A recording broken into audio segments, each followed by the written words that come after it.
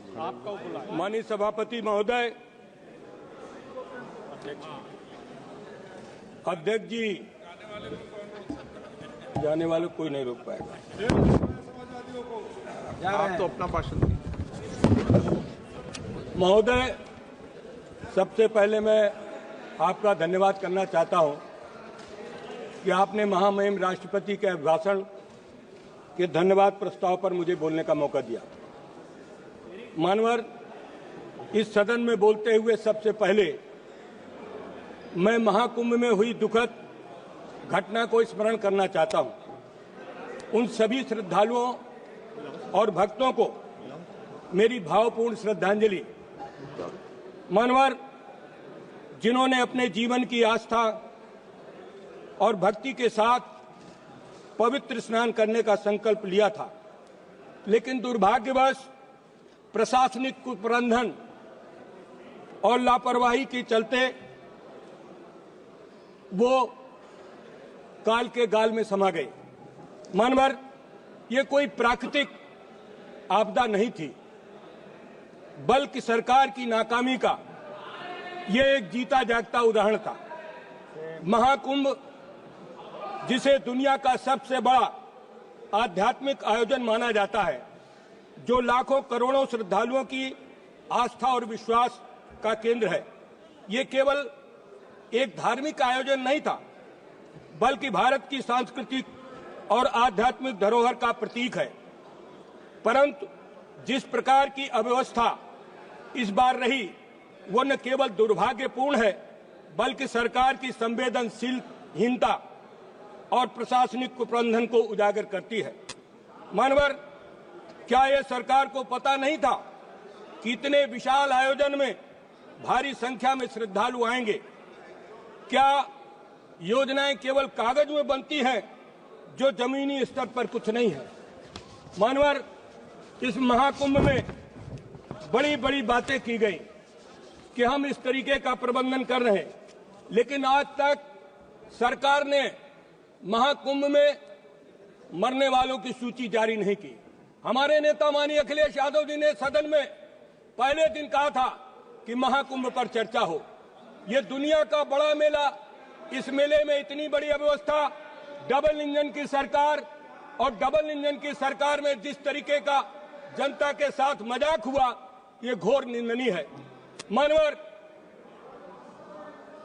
इस सरकार में असफलताओं की बहुत लंबी सूची है। मानवर, शिक्षा जो किसी राष्ट्र की बुनियाद होती है, आज भ्रष्टाचार की गर्त में जा चुकी है। हर प्रतियोगी परीक्षा में मानवर मजाक बनकर रह गई है। मानवर, बिहार से लेकर उत्तर प्रदेश, महाराष्ट्र, गुजरात में जगह जगह पेपर लीक हो रहे हैं। सरकार ने एनटीए, नेशनल टेस्टिंग एजेंसी का गठन बड़े बड़े वादों के साथ होते कहा गया। मानवर, ये संस्था निष्पक्षता, पारदर्शिता की नई मिसाल कायम करेगी, लेकिन आज ये हालत है कि परीक्षा प्रारंभ होने से पहले ही सोशल मीडिया में पेपर लीक हो जाते हैं। क्या यही सरकार की पारदर्शिता है?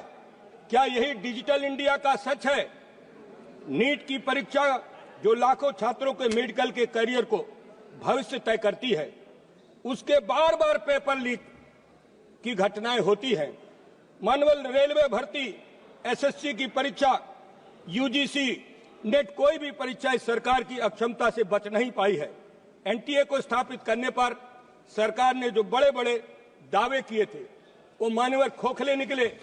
मानवर, महामहिम राष्ट्रपति के अभिभाषण में किसानों की फसलों के मूल्य के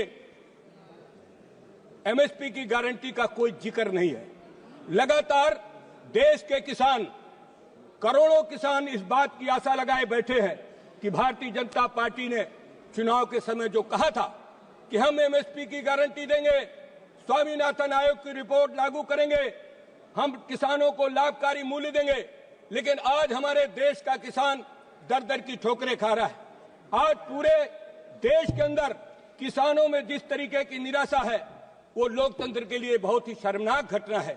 मानवर भारतीय जनता पार्टी के बड़े बड़े नेता जो इस देश को और प्रदेश को चलाते हैं, जब चुनाव में जाते हैं, चुनाव में कहते हैं हम किसानों को लाभकारी मूल्य देंगे, हम किसानों को मालो माल कर देंगे, लेकिन आज भारतीय जनता पार्टी ने आय दुगुना करने की बात भारतीय जनता पार्टी ने किया था।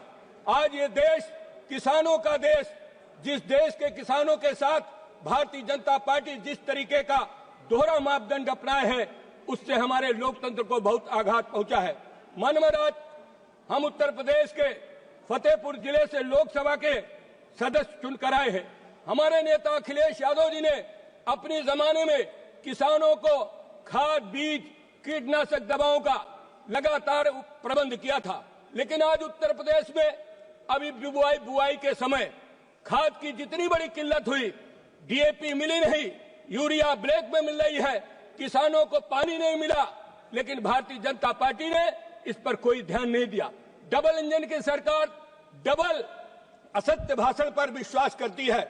आज भारतीय जनता पार्टी लगातार जिस तरीके का काम किसानों के साथ कर रही है, मानवर हम किसान के बेटे हैं, हमारे यहाँ आज किसानों के साथ डबल दुख हो रहा है।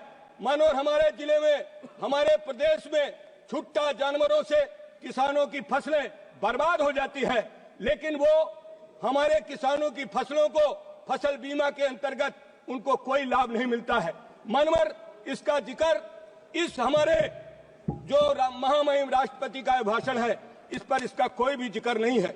मानवर किसान बीमा की दुर्घटना की शुरुआत समाजवादी पार्टी के समय में हमारी पार्टी के संस्थापक स्वर्गीय मुलायम सिंह यादव जी ने किया था।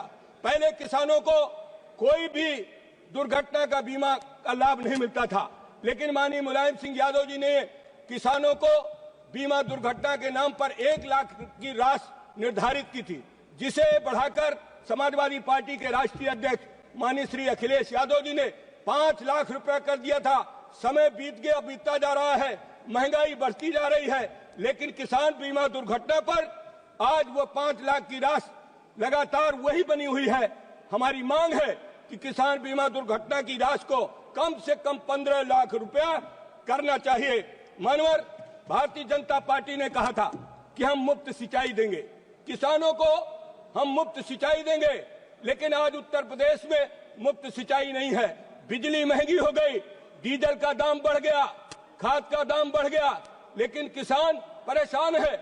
आज भारतीय जनता पार्टी ने मुफ्त सिंचाई की बात करके किसानों के साथ बहुत बड़ा मजाक किया है।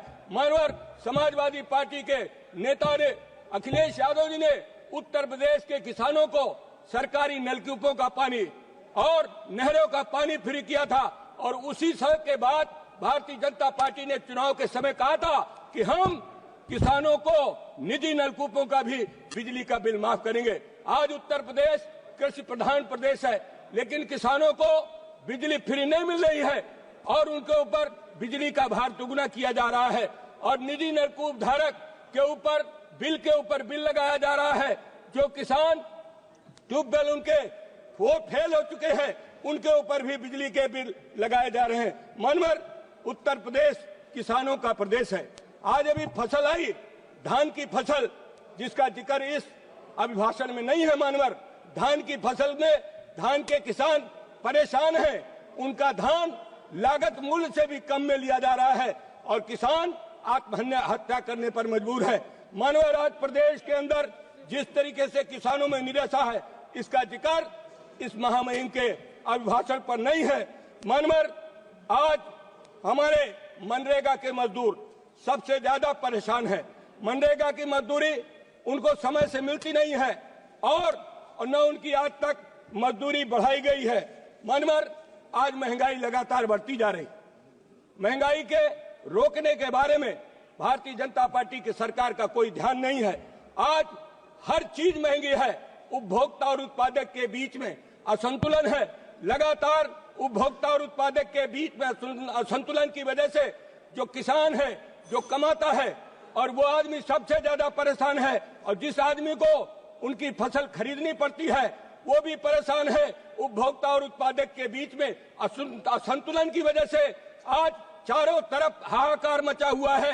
हम लोग दिल्ली में देखते हैं। मानवर, आज किसान अपनी फसल का लागत मूल्य नहीं पा रहा, लेकिन आज खाने वाले को वही महंगा मिलता है। यही भारतीय जनता पार्टी का दोहरा चरित्र है। मैं मानवर आपके माध्यम से सरकार से कहना चाहता हूं कि हमारे देश में रुपए की वैल्यू, हमारे देश में मुद्रा की वैल्यू लगातार घटती जा रही है। हमारा रुपया बहुत ही कमजोर है। इसकी मजबूती के लिए भी इस महामहिम के भाषण में इसका कोई भी जिक्र नहीं है। और लगातार हमारे देश में विदेशी कर्ज मानवर बढ़ रहा है, विदेशी कर्ज बढ़ रहा है। विदेशी कर्ज कैसे कम हो, इसका भी इस महामहिम के भाषण में इसका भी कोई जिक्र नहीं है।